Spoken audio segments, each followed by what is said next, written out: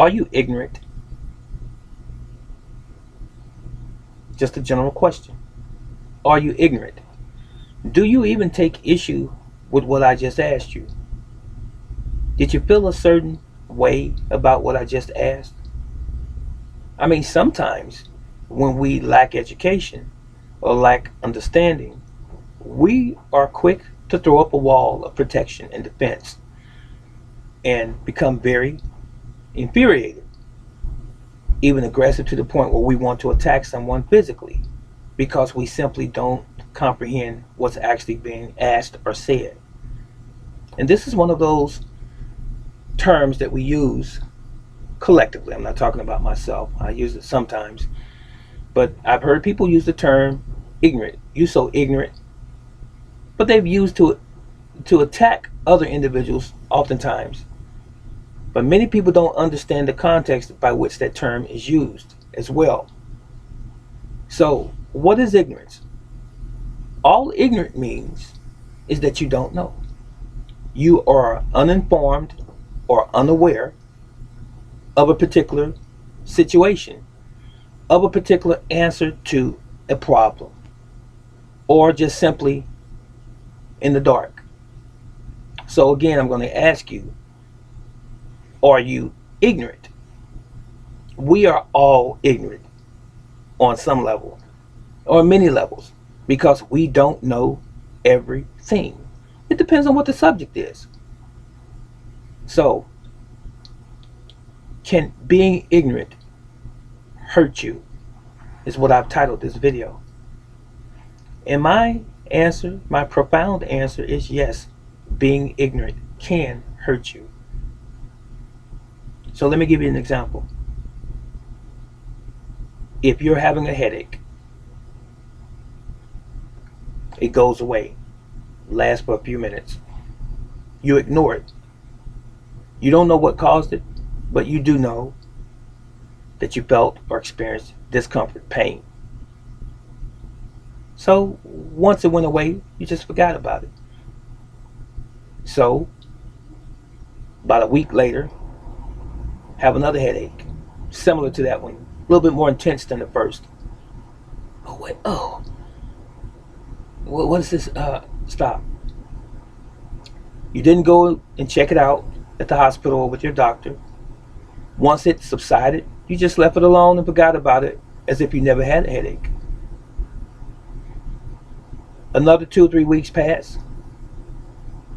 You happen to be sitting at the table eating dinner. You have an excruciating headache, twice the tension of the previous headaches. So much so, it brings you to tears and you have to stop what you're doing. You can't continue on.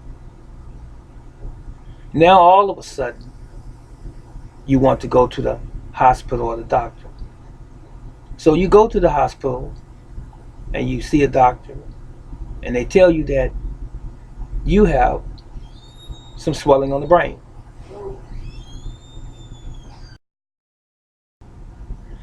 So the doctor says you have edema, some swelling on the brain.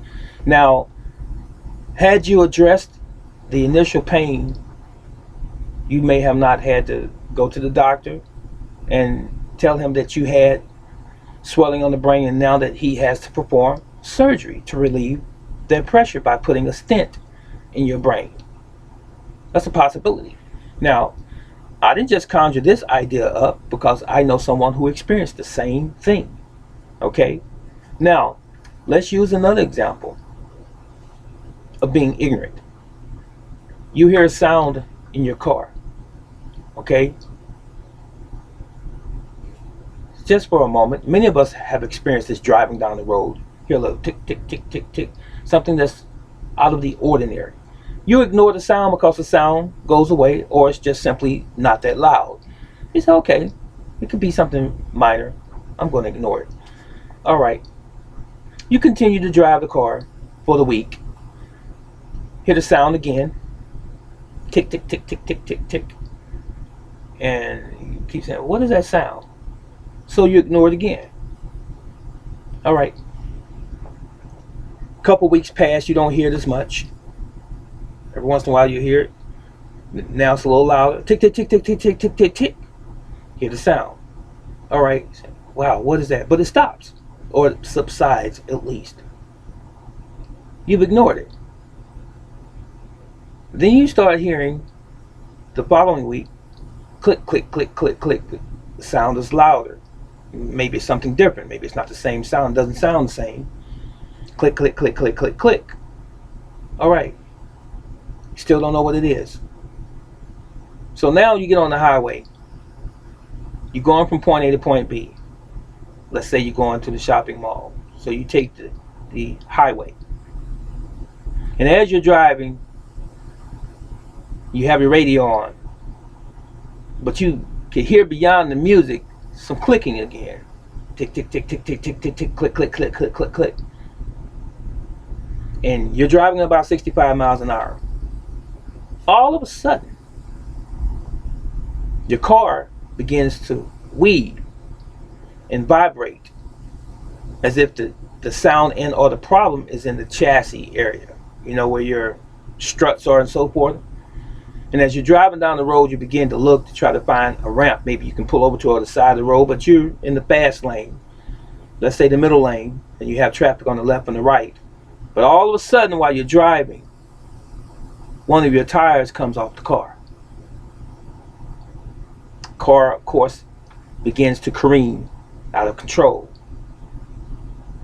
And cars behind you are blowing horns and so forth, and people begin to see your car with irregular patterns while it's moving, and you can't control the car trying to keep it steady. Next thing you know, your car has spun around in the highway, and you were hit by a truck. Smashed up against the guardrail, let's say. You were ignorant to what was going on. And it caused you not only damage to your vehicle, damage to another vehicle, the towing of your automobile, to include the loss of the automobile because it was totaled. And then you became injured as a result, not to mention the person in the other car, all because you were ignorant. Let me give you another example. You have small children at home, and you have three, let's say a 12-year-old, 7-year-old, and a 6-year-old. 6-year-old says, "Hey mom, my tummy hurts." It's a boy. You say, "Just go lay down, drink some water, lay down." Some parents do this. Go drink some water and lay down. So they do it.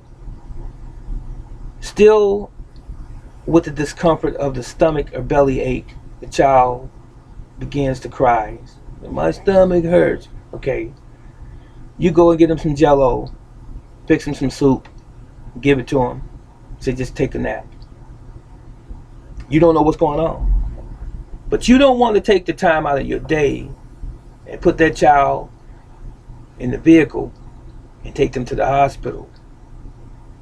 And you don't want to take the time to actually stop and analyze the child to see, well, what did you eat today? What events occurred up until this point that could possibly cause your stomach to be hurting like that? You didn't do those things because you were talking to your significant other on the phone who doesn't live with you, let's say your boyfriend, and you're the mom. But you're ignorant to what's going on with the child. You really don't know. And you didn't take the time. So, 2 days pass. The child seems okay the second day. But here comes the third day. Child goes off to school.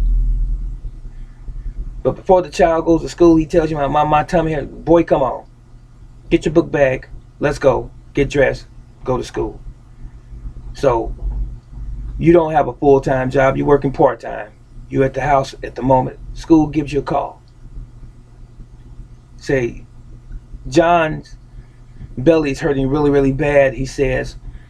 "And we asked the school nurse to check him out, and she can't find out what's going on, but he's really crying bad. Can you come and see about him or pick him up? So you complaining, what in the heck is going on with this little boy?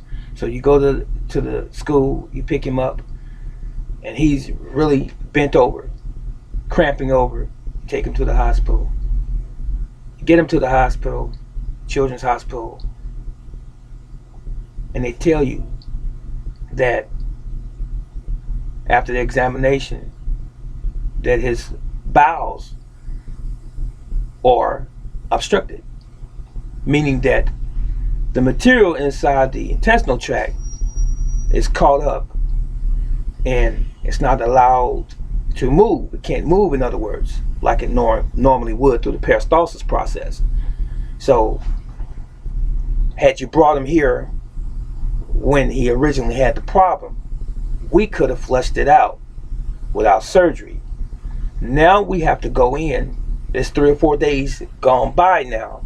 Now we have to go in and do some reconstructive surgery of that part of the bowel and cut some of it out. But listen, that happened because you were ignorant. I know that these were some very rough examples, some things that you probably don't want to accept and or hear, because maybe this has been you in time past. But let me give you another example of being ignorant. Someone tells you that you don't call me enough, and it's your mother. I just called to check on you, darling. It's your mom calling you. I haven't heard from you. No, you haven't talked to your mom in 2 months. Okay? I just wanted to tell you that I love you and that I miss you. This is what your mom is telling you. You didn't know that mom had some medical issues that she was dealing with because mom just didn't want to bother you. Okay? You were ignorant to what was going on with mom. But 2 or 3 months has already expired or passed by, and you haven't talked to your mom. You haven't called your mom on the phone. But mom's calling you because mom knows the extent of her condition, even though she didn't tell you. You see, mom was diagnosed with cancer about a year before that time. But mom felt that you didn't want to be bothered with her because you hardly ever contact her. See, you was ignorant to what was going on with mom when you should have been doing your duty as a child and contacting your mother just to check in on her from time to time. So when mom called you and asked you how were you doing, and you say, I'm doing okay, mama, but you so engulfed in, so tied up with your personal life, what's going on with you and your boo or your boyfriend, didn't have time for your mom because you getting on with your own life. So after you hang up from mom, don't forget now, you haven't been calling your mother. So she called you. She felt out of necessity she should call you because she's feeling the onslaught of her cancerous condition that she still has not let you know about. Next thing you know, a week later, mind you, within that period of time, you still haven't contacted your mother after she called you initially. A week later, you get a call from the hospital, and it's a doctor. And I'm going to call you Miss Jenkins for the purpose of this video, hypothetically saying that that's you, your character. Say, Miss Jenkins, this is Dr. So-and-so at this hospital. We wanted to inform you that your mom has been admitted to the hospital, and we're asking that you have all your family members come because it doesn't look good. And then you, in panic, say, what? What do you mean? What's going on? That your mother had stage 4 cancer? You said, oh no, I didn't know that. Well, she was diagnosed over a year ago. with cancer of the liver. So you call your brothers or your sisters, your other family members, and then they begin to get on the phone lines and start to call other family members and friends and so forth, and you're on your way to the hospital. But guess what? By the time you arrive at the hospital, your mom has passed.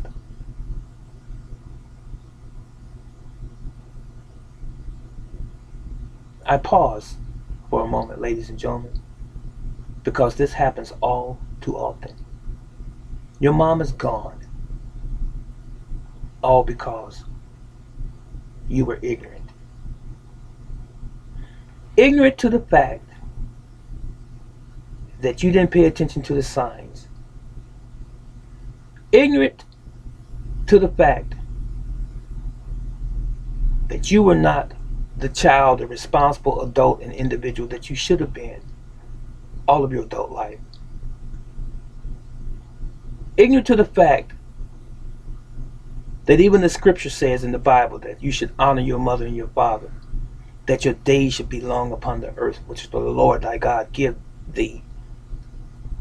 But you didn't call your mom, never called your mom in a timely manner. And your mom felt like she was alone, like you discarded her. So much so that she didn't even want to tell you that she was sick, that she had cancer.